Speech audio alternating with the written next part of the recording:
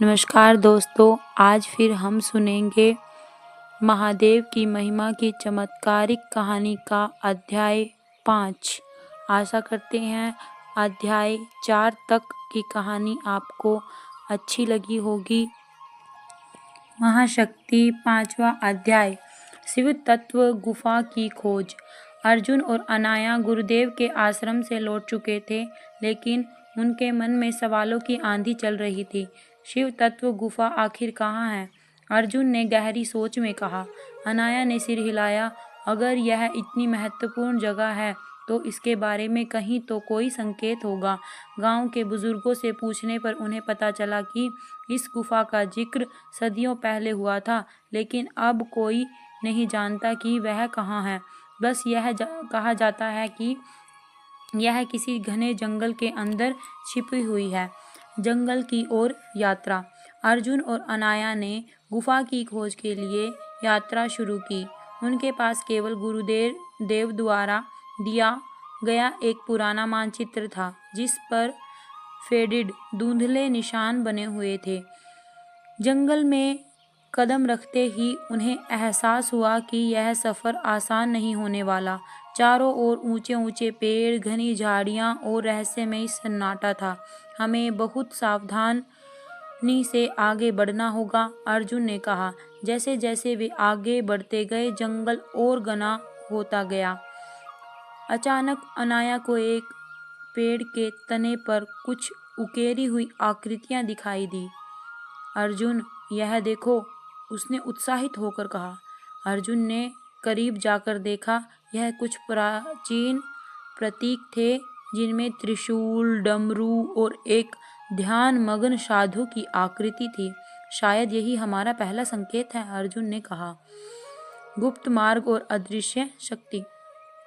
उन्हें चिन्हों के आधार पर वे आगे बढ़े। अचानक हवा में कुछ अजीब सा कंपन महसूस हुआ।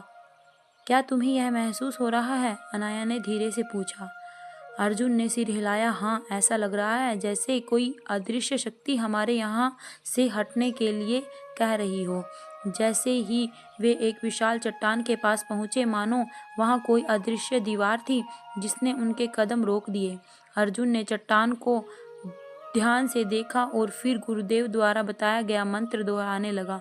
ओम नमः शिवाय। अचानक चट्टान धीरे धीरे कंपन करने लगी और उनके सामने एक गुप्त द्वार खुल गया। शिव तत्व गुफा का रहस्य। अर्जुन और अनाया ने गहरी सांस ली और उस गुफा के अंदर कदम रखा। अंदर का दृश्य देखकर वे दंग रह गए। गुफा के बीचों बीच एक प्राचीन शिवलिंग था, जिसे नीली आभा निकल रही थी। गुफा की दीवारों पर महादेव और माता पार्वती की जीवन लीलाओं के चित्र उकेरे हुए थे। लेकिन जैसे ही उन्होंने आगे बढ़ने की कोशिश की, एक रहस्यमयी आवाज़ गूंजी। जो इस गुफा में आया है, वह बिना परीक्षा दिए आगे नहीं जा सकता। अर्जुन और अनाया ने एक दूसरे की ओर देखा। अब वे एक नई चुनौती के सामने खड़े थे। अग्नि परीक्षा की शुरुआत। गुफा के अंदर अचानक 4 दिशाओं से आग की लपटें उठी। यह कोई सामान्य आग नहीं थी, बल्कि दिव्य अग्नि थी, जो सिर्फ आत्मा की पवित्रता को पहचानती थी। एक छायामय आकृति प्रकट हुई, जिसने अर्जुन और अनाया से कहा, यदि तुम इस स्थान की ऊर्जा को समझना चाहते हो तो तुम्हें 3 प्रश्नों के उत्तर देने होंगे।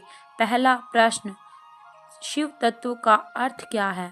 अर्जुन ने उत्तर दिया, शिव तत्व वह ऊर्जा है जो संहार और सृजन दोनों में समान रूप से व्याप्त होती है।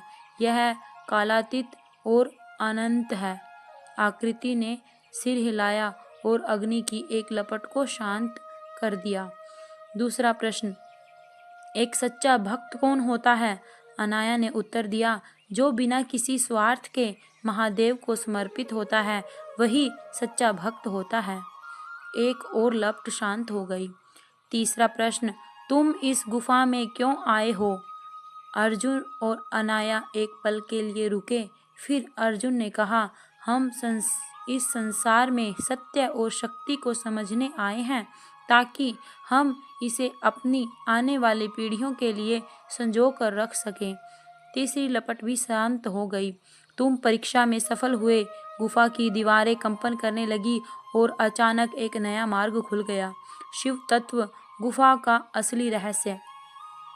जब अर्जुन और अनाया उस मार्ग से आगे बढ़े तो उन्होंने देखा कि वहां एक विशाल जलकुंड था जिसके बीचों बीच एक अद्भुत रत्न चमक रहा था।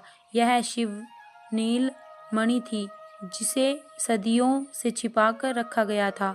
अर्जुन ने जब उस मणि को छूने की कोशिश की तो अचानक गुफा में एक और भयंकर आवाज गूंजी। इस मणि को प्राप्त करने का अधिकारी केवल वही हो सकता है जो अपने अहंकार को पूरी तरह त्याग चुका हो। अब अर्जुन और अनाया के सामने एक और कठिन परीक्षा थी। आगे क्या होगा? क्या अर्जुन शिवनील मणि को प्राप्त कर सकेगा? शिवनील मणि का असली रहस्य क्या है? कौन है वह रहस्यमय शक्ति जो इस गुफा की रक्षा कर रही है? जानने के लिए जुड़े रहिए हमारे चैनल आध्यात्मिक मार्ग से। आशा करते हैं आपको यह वीडियो पसंद आई होगी। अगर आपको यह वीडियो पसंद आई है तो इसे लाइक करें। चैनल पर नए हैं तो चैनल को सब्सक्राइब करें। धन्यवाद। हर हर महादेव।